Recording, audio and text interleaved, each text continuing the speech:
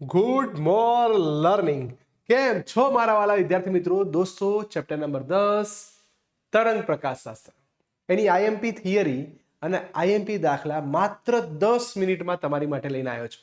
તો તૈયાર થઈ જઈએ આજના સુંદર સેશનમાં, જેમાં વેવ ઓપ્ટિક્સ એટલે કે તરંગ પ્રકાશશાસ્ત્રની મોસ્ટ આઈએમપી થિયરી અને દાખલા આપણે જોવા જઈ રહ્યા છીએ. તો બી રેડી, બી ક્વિક. સૌથી પહેલા વધારે સમય નહીં બગાડીએ, સીધા મુદ્દા ઉપર આવી જઈશું એટલે તમારું કામ થોડું જલ્દી જાય.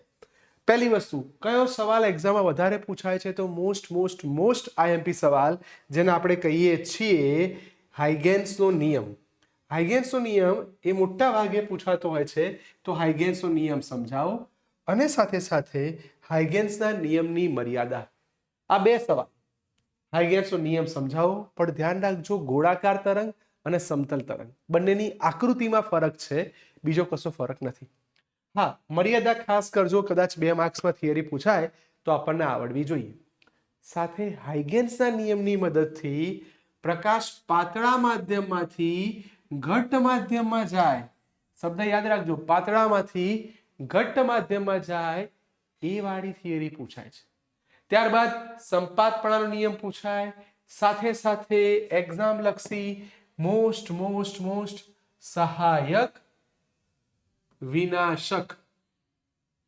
એક સહાયક અને એક વિનાશક. આ યાદ રાખો. યાદ હશે, સહાયક અને વિનાશક માટે પદ તફાવતની કન્ડિશન, કળા તફાવતની કન્ડિશન દાખલામાં બહુ બધી વાર પૂછાય. ગુજરાત બોર્ડ અને નીટ, જેમાં સૌથી વધારે એમસીક્યુ પૂછાય છે, એ ધ્યાન રાખજો. નેક્સ્ટ, જો બંને વચ્ચે કળા તફાવત ફાય હોય, જો બંને વચ્ચે કળા તફાવત ફાય હોય તો તમારે એના માટે પણ કંઈક પૂછાય તો યાદ રાખજો. ચલો, તો આપણા મગજમાં આ રેડી થઈ ગયું છે. નંબર 2, યંગના પ્રયોગમાં કોઈ પણ બિંદુ પાસે કળા તફાવત, પદ તફાવત.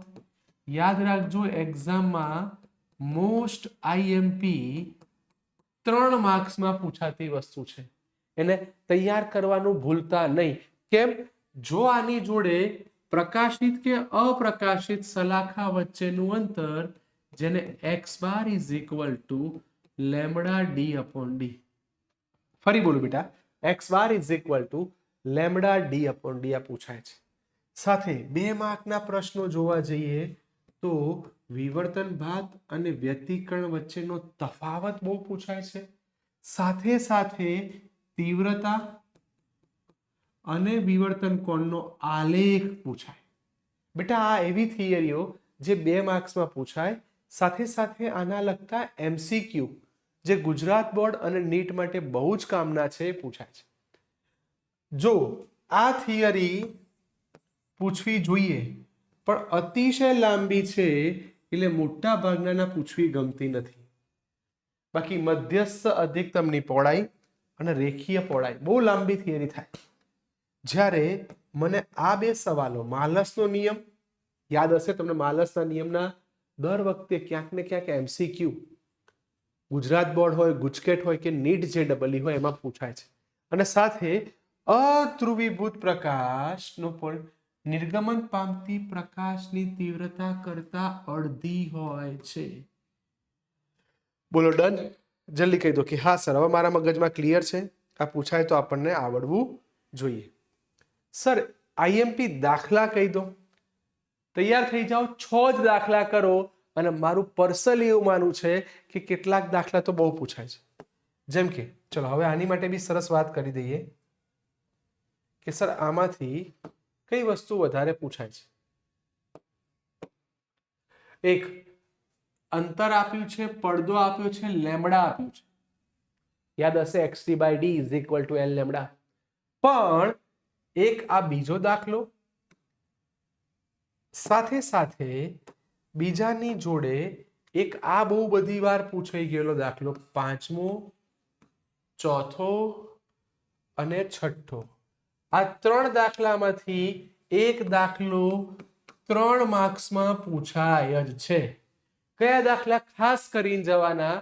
4, 5 અને 6. બેટા, શક્ય એટલો નાનો વિડીયો બનાવીશ, પણ મારી પર્સનલ ઈચ્છા છે કે દરેક વિદ્યાર્થી સુધી આ પહોંચાડો. ચેપ્ટર વાઇઝ આઈએમપી લગભગ બહુ ઓછી જગ્યાએ મળે છે. તમારું કામ સરસ તૈયાર થઈ જાય. બેટા જ્યારે આ દાખલામાં હા એક આ મોસ્ટ આઈએમપી છે, આ એવા દાખલાઓ છે કે જેમાંથી મોટા ભાગે એમસીક્યુ પૂછાય છે. ડન. ફરી બોલું છું, આ દાખલો ખાસ કરજો. એક λ/3 પદ તફાવત વાળું અને આ બે. ડન. તો આ હતી ચેપ્ટર નંબર 11 ની મોસ્ટ આઈએમપી થિયરીઓ. ચેપ્ટર નંબર 10 પ્રકાશશાસ્ત્ર. પ્લીઝ પ્લીઝ પ્લીઝ આવા દરેક ચેપ્ટરના વન શોટ આપેલા છે, મોસ્ટ આઈએમપી આપેલા છે. ખાસ જોઈ લેજો, બોર્ડના પેપરમાં સારા માર્ક્સ લાવવાના છે. ઓકે, બાય બેટા.